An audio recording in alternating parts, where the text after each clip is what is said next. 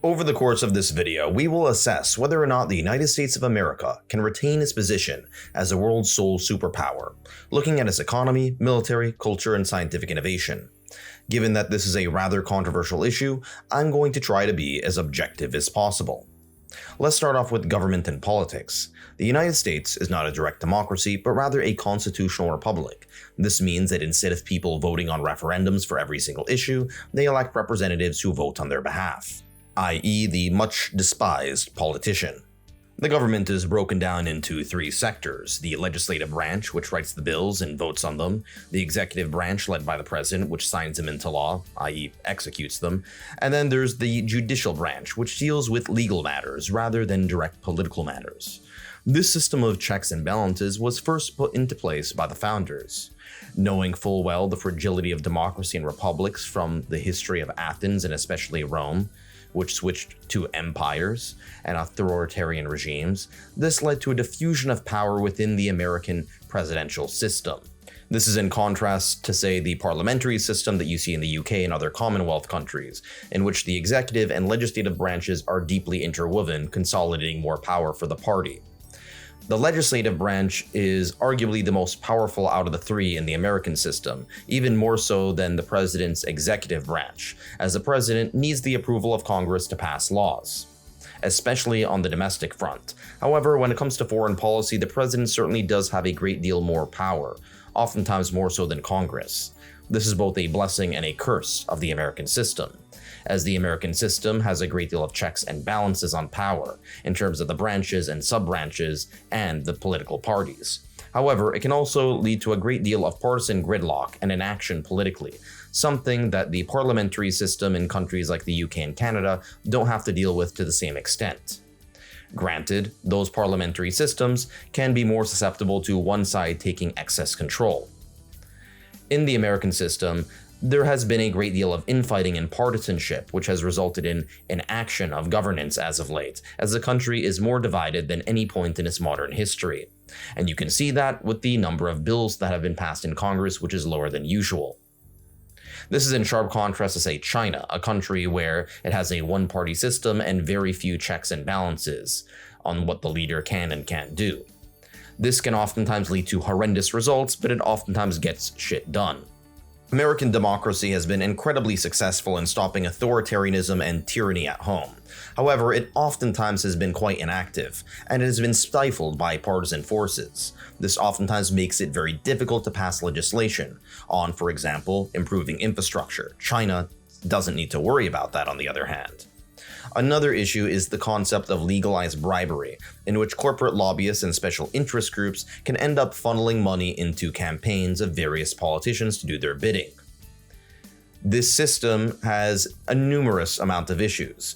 During the 1970s, there was a Supreme Court case called Buckley v. Valeo, which stated that campaign contribution limits were unconstitutional. This led to a flood of corporate money, which has led to corporate special interest groups oftentimes taking precedent over what voters want. In 2010, there was a Supreme Court case, Citizens United, which allowed the formation of super PACs, in which politicians can get very large campaign contributions in a very organized manner.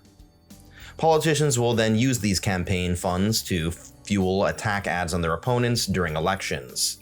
This really works well on local elections and state elections. However, it is less effective when it comes to the presidential race, as there is a great deal of free media and alternative media.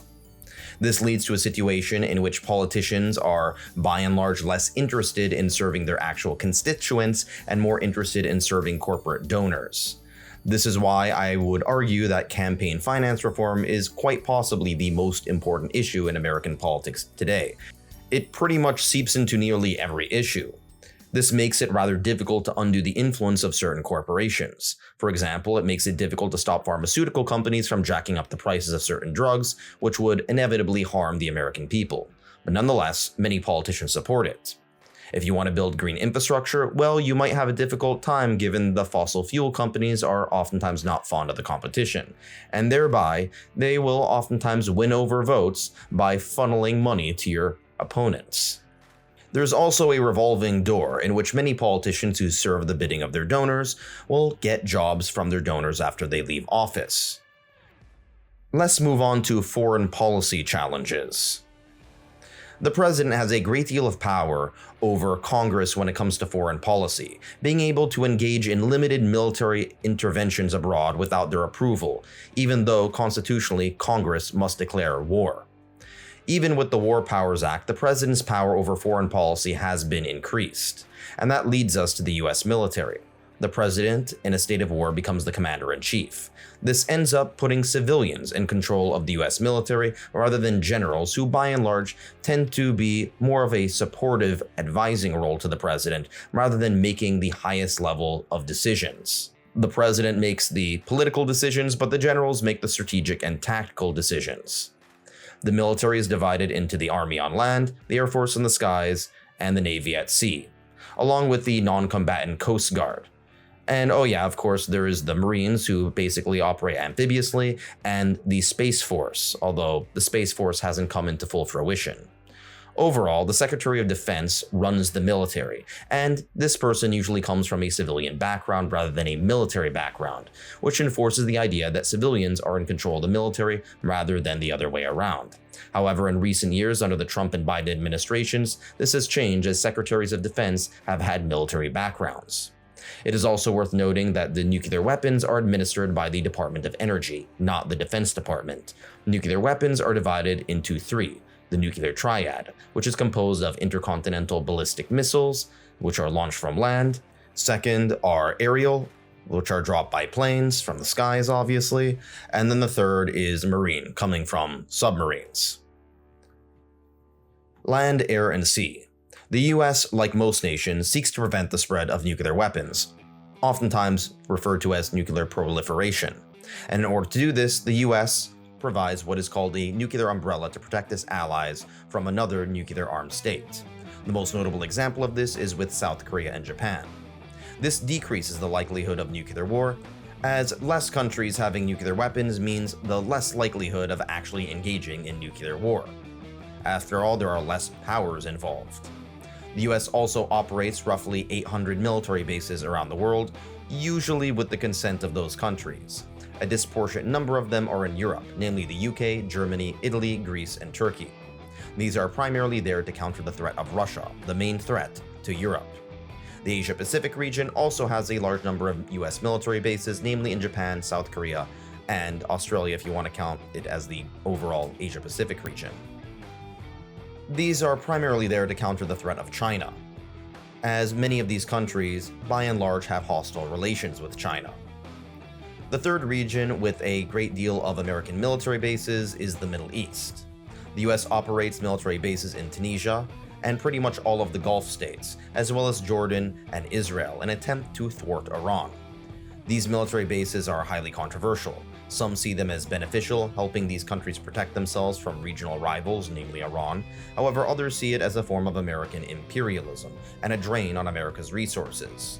Some have compared America's military bases to former European colonial empires, and while there are some parallels, there are some key differences. American military bases are by and large a far more insular affair, and these soldiers usually don't interact with the outside world, outside of, say, brothels and other matters. And on top of that, European colonial empires were usually built by men who knew the intimate surroundings of those countries they governed and were far more likely to use violence and coercion, unlike, say, US soldiers keeping to themselves in their bases.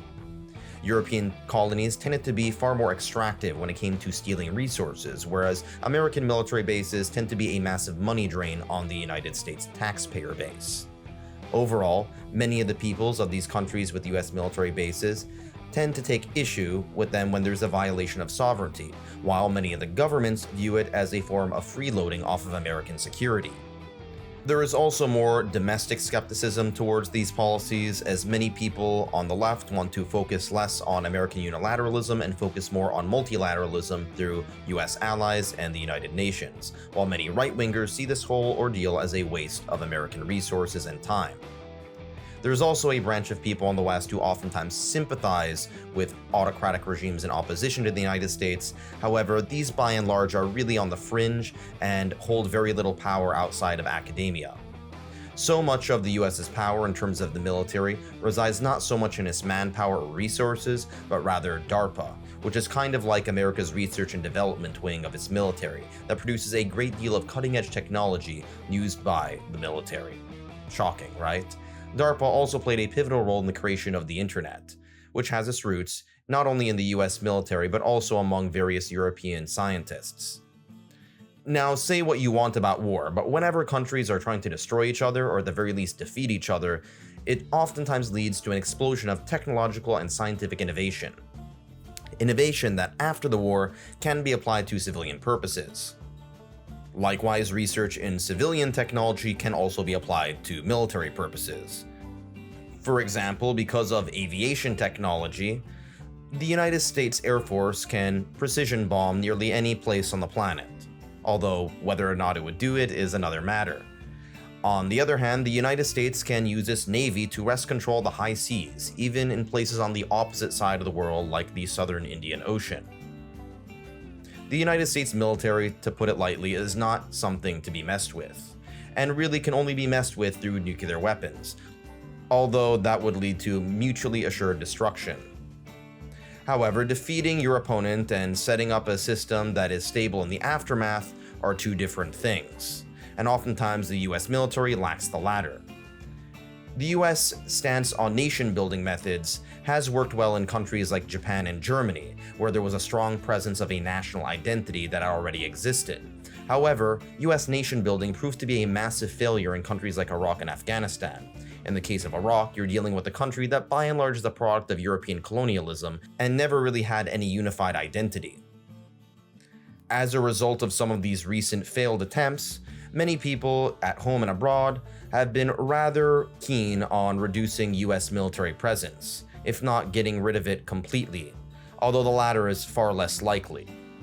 If this were to happen, troops would come home, and this would likely lead to a recession, as many would face unemployment and there would be less government spending.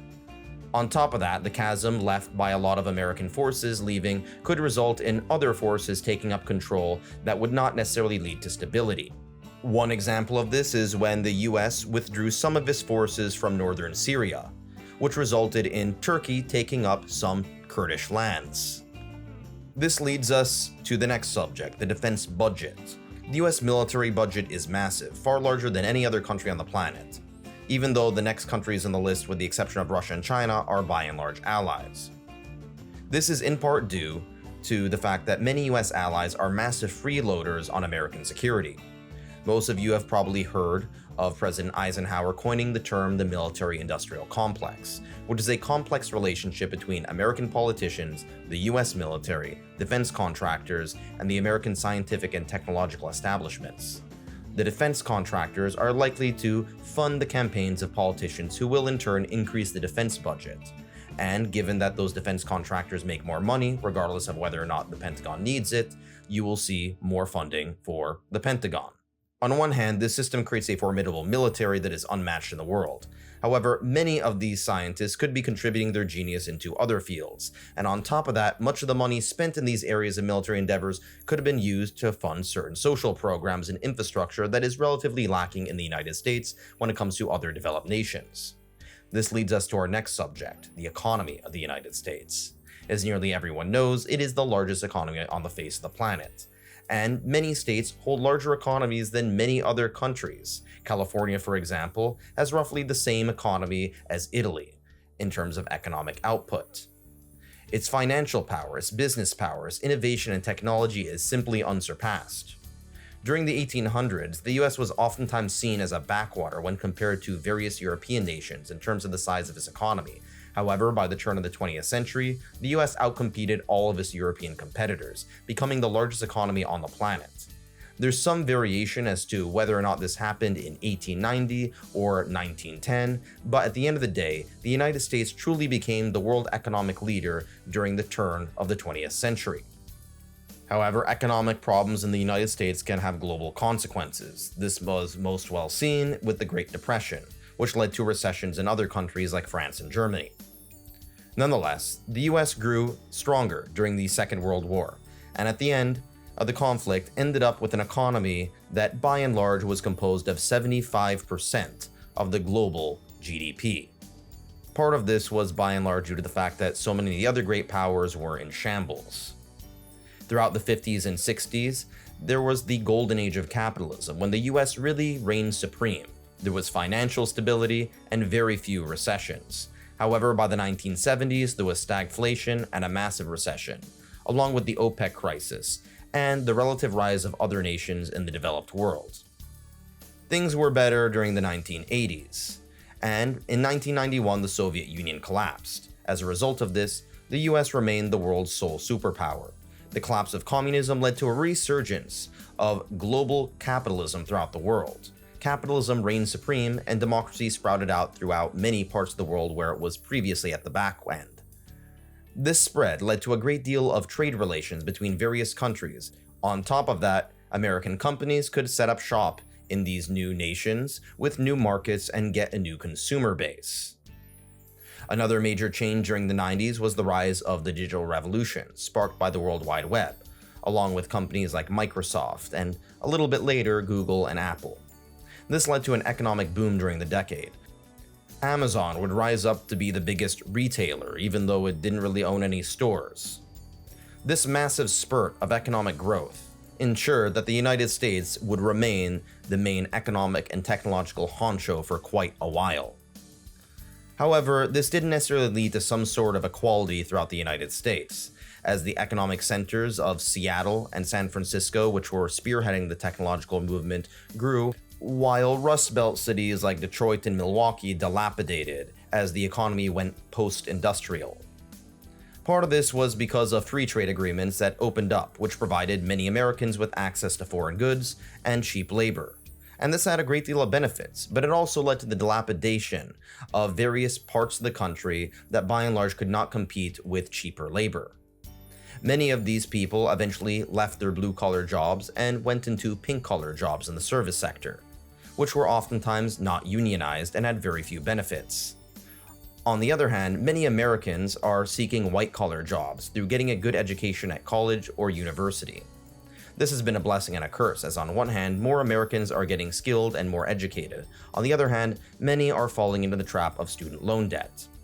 As a result of this, many millennials and later Zoomer Americans are having trouble paying the bills, starting families, and buying homes. This has led to a decrease in demand for certain goods, such as cars. This could also lead to a demographic crisis, as less and less people are having families.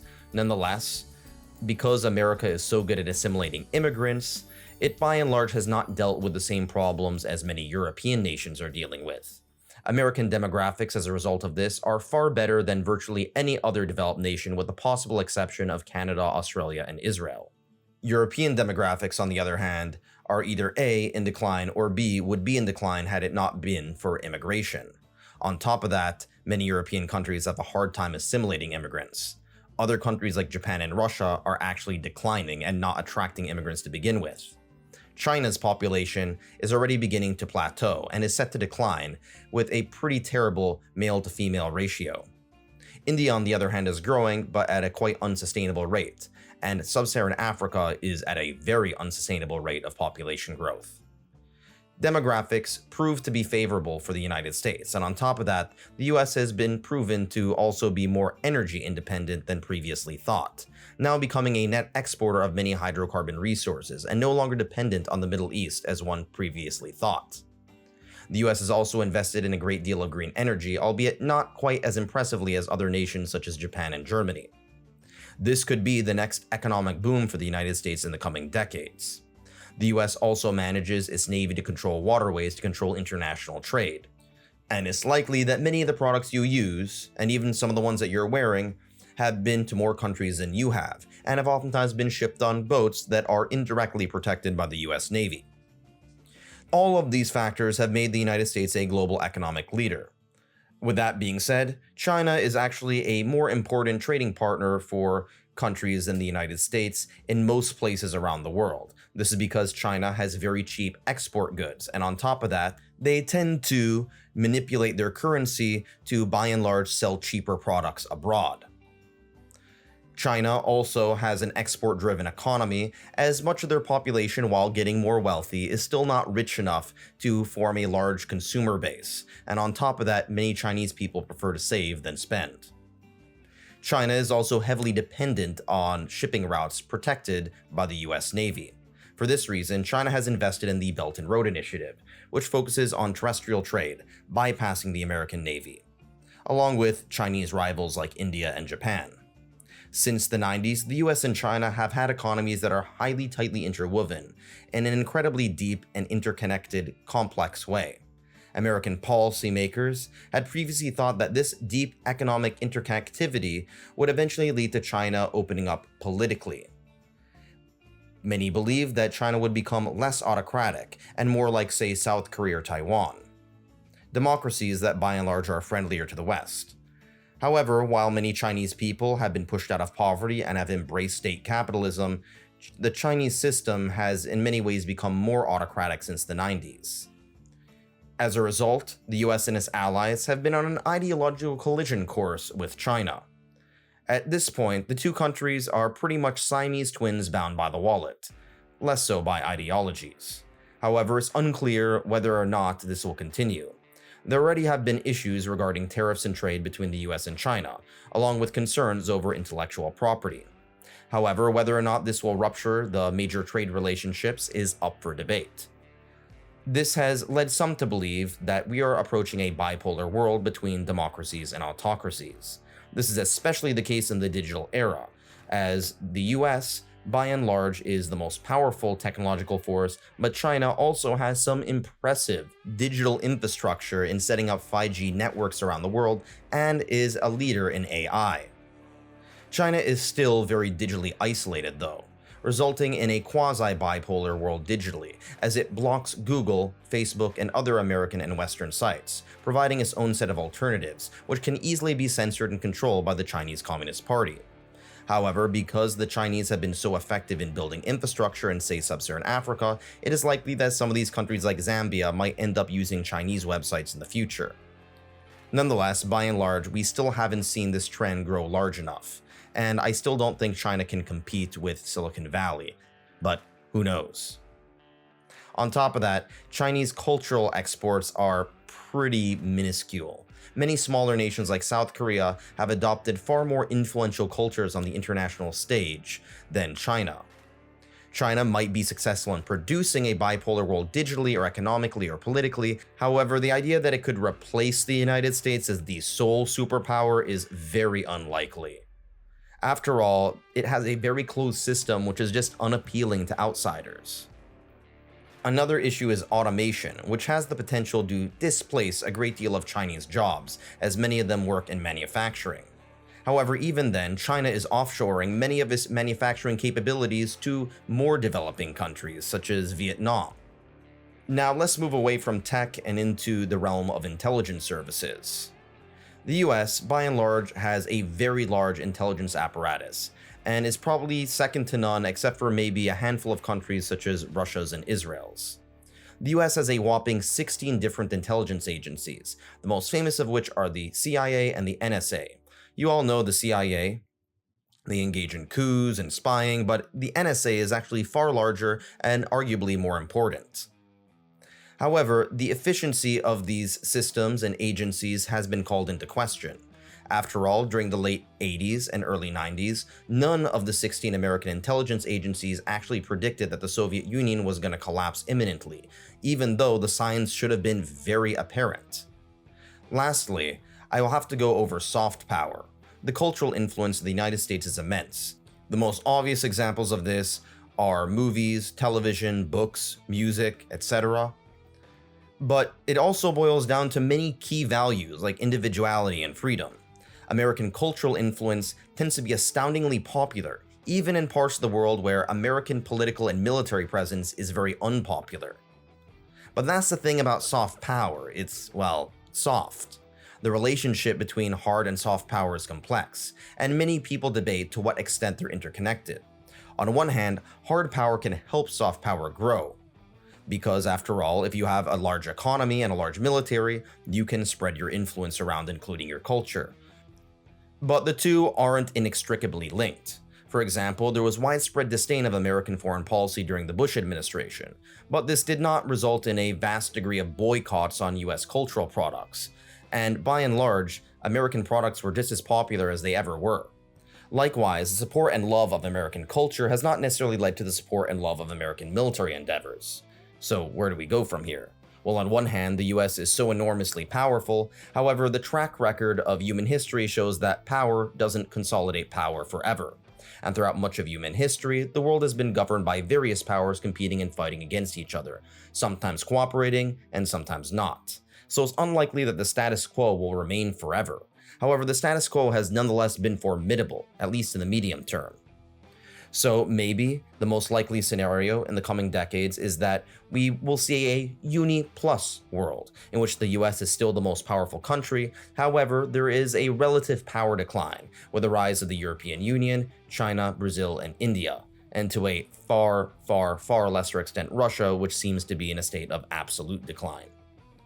With a very large economy, massive military, and very strong institutions in spite of some cracks here and there, as well as a very powerful set of cultural and technological achievements, it's very unlikely that the US is going to dwindle into irrelevancy anytime soon. I would argue that the US is not in a state of absolute decline, but rather in a state of relative decline when compared to others, by and large because so many other countries are having some pretty astonishing success. India and China have seen a tremendous amount of growth over the past few decades. India, in particular, has reasonably good demographic trends, albeit not perfect. China, on the other hand, while seeing incredibly impressive results, is rather opaque and it's hard to trust what the Chinese government says. On the other hand, Russia is in a state of, I would say, absolute decline, with its declining population and poor military track record. The European Union, on the other hand, has done a lot of great things. However, at the same time, it's not a country but a supranational organization that is oftentimes dependent on the military and economic might of the United States to help it out, although that is changing. The US, too, is facing a great deal of challenges with political gridlock, a culture war, corporate lobbying, and other issues that prevent it from solving a great deal of domestic and foreign problems. The US is also highly dependent on immigration from countries like India and China to boost up its scientific base. This is part of the reason why the United States has become so successful in science and technology in the first place, and by constantly innovating has continued to be an economic juggernaut. The US keeps attracting the best and brightest immigrants. On the foreign level, the US needs to strike a healthy balance between not engaging in massive military quagmires that lead to the loss of so many lives and a great deal of treasury, but at the same time not completely retreat from the global system and allowing autocracies to gain more influence. A retreat of the United States into isolationism would not necessarily result in a more peaceful, harmonious world. Sure, there may be less American imperialism, but this could result in the imperialism of other countries coming more into the forefront. Middle-sized powers may choose to bully smaller countries now that the American policeman isn't around to stop them. And for that reason, it is probably best to strike a healthy balance between the two extremes. Anyway, that's my controversial opinion, which is bound to piss people off.